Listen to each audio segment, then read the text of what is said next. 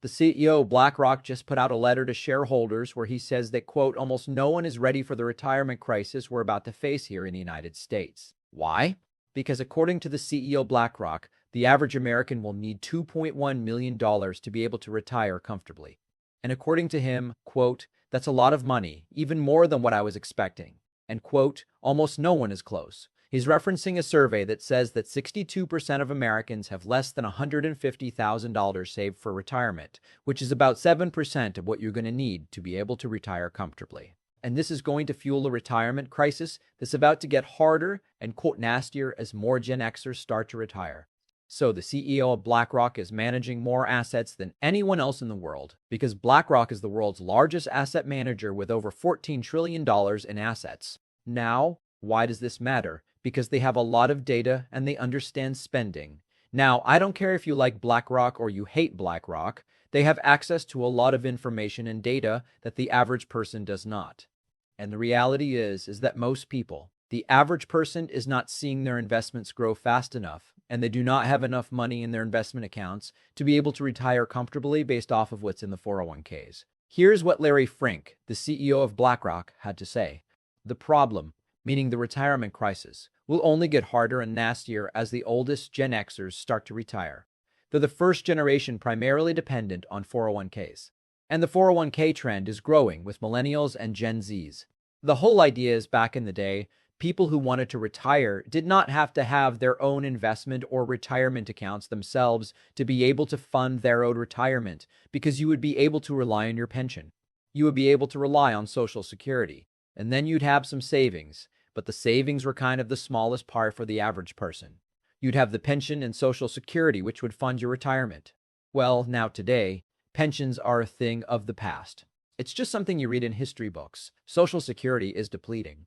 I mean, they say that Social Security is going to be depleted by 203, 4, 8 years from now, but I don't really like that number, that analysis, because in reality, Social Security is running out of money, but the government can just print bigger Social Security checks. However, that doesn't mean that you're going to get more money. It just means that your check is larger, and they're funding these bigger Social Security checks through more money printing, which means, yes, you got a bigger check, but the cost of living goes up as well. So yes, Social Security is a problem.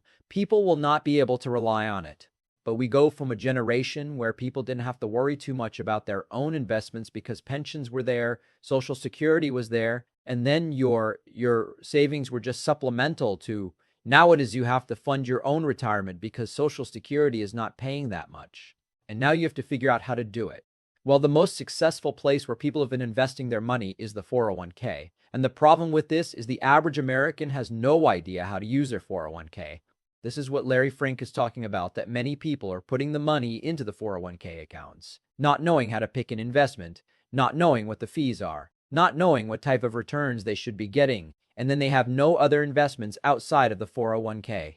And I was recently doing a couple podcasts in Los Angeles.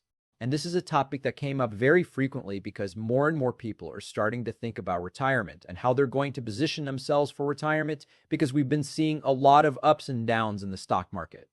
And because of all the volatility that we've been seeing, people with 401ks are saying, what am I going to do when it comes time for me to retire? And the reality here is your 401k was never intended to be your sole retirement plan. Even the founder of the 401k has come out and said that the 401k has gone awry because it was never intended to be your sole retirement plan. But many people are using it as their sole retirement plan. So use your 401k to start, but don't stop investing outside of your 401k.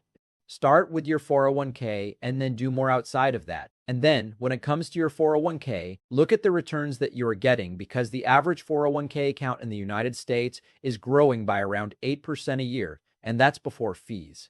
In 2025, Kiplauger did a report which said that the average 401k account with $1 million in assets or less is paying a 1.26%, 26% fee, which means effectively the average 401k account is growing by under 7% a year. Why does that matter?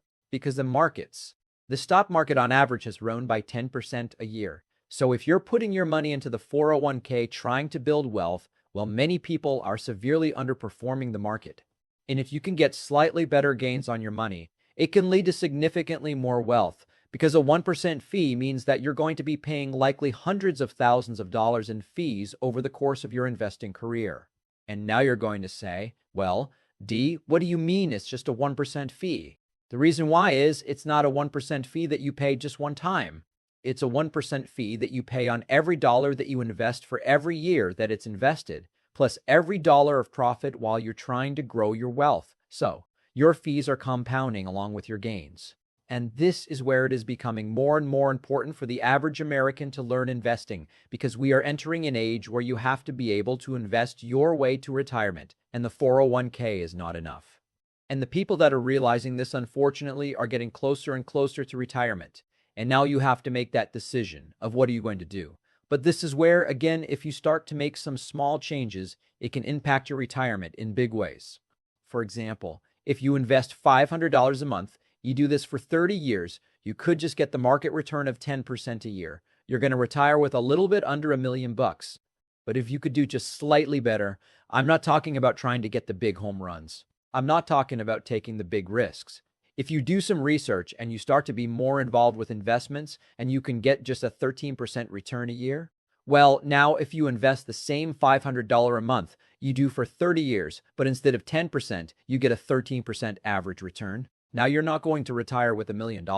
You're going to retire with closer to $1.75 million.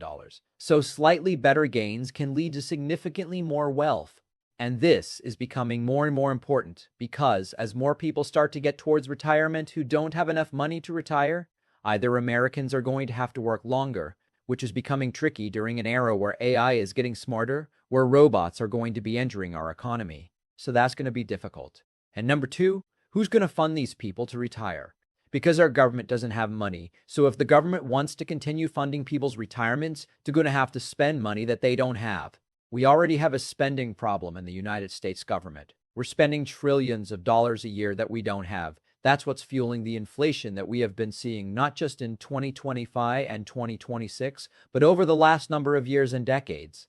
Well, if we have more and more people that are entering retirement that don't have money to pay their bills, what's going to happen? Are people going to rely on their kids to fund their retirement? Is the government going to step up and do something? Well, the government only has one source of income. It's tax revenue from taxpayers. So maybe that means that your taxes are going to go up. Maybe that means the government's going to print more money, which means the prices of things are going to go up. And this is why I like to say the most expensive kind of money is free money. This problem is not going away. It's going to get bigger. Like the CEO here says, the problem will only get harder and nastier because if we don't start teaching people about financial education, if people don't start to get serious about it, it's going to become a bigger and bigger problem because people will still need money to pay for their health care. They're going to need money to pay for their bills. They're going to need money to pay for life. And as people are living longer, we're going to need more money. Social Security is not going to cut it, and the average person doesn't know how to use their 401k, which poses a big problem. This is why your financial education, your investing education, is so important. And there are a lot of simple ways to get started because there are funds in the stock market that will give you exposure to the broad United States economy. Now, I'm going to give you a couple examples, but I can't tell you what to invest in because investing is risky. You are never guaranteed to make money when you invest. In fact, you will lose money at some point. So make sure you always do your own due diligence and never blindly trust a random guy on YouTube. But if you just wanted to invest in the total stock market, there's an ETF out there called VTI that will give you exposure to the total stock market. If you wanted to invest in the S&P 500, that's a group of the 500 largest companies in the stock market. Well, then you can invest in a fund like SPY, which is giving you more niche exposure, but still big enough to give you exposure to the broader economy. If you wanted to invest in the NASDAQ 100, which is a group of the 100 largest companies in the stock market that are not financial, so these are primarily tech companies, more volatile, you can invest in something like QQ, which is going to give you exposure to the NASDAQ. So now you're getting broad exposure to the United States economy. But the way that you win, because a lot of people get this wrong, is you don't just invest money once. You don't just invest money today. You have to invest your money consistently and regularly. I call it ABB. Always be buying. Set up a system where every week or every 2 weeks or every month, you're going to buy more of whatever funds that you're going to buy. Now, you do this while the markets are up, whether markets are down. You do it when it's raining. You do it when it's sunny. You do it when there's a Democrat in the White House. You do it when it's a Republican in the White House. And when you do that, this A-B strategy, it has been proven through time to build wealth. But the problem is many people want to see that money today, or they get emotional and they start to make trades based off of things that don't actually make any sense. So you have to know what your strategy is. But a simple way to start is something like I just talked about with this A-B strategy. That way you can just start passively investing your money into the markets.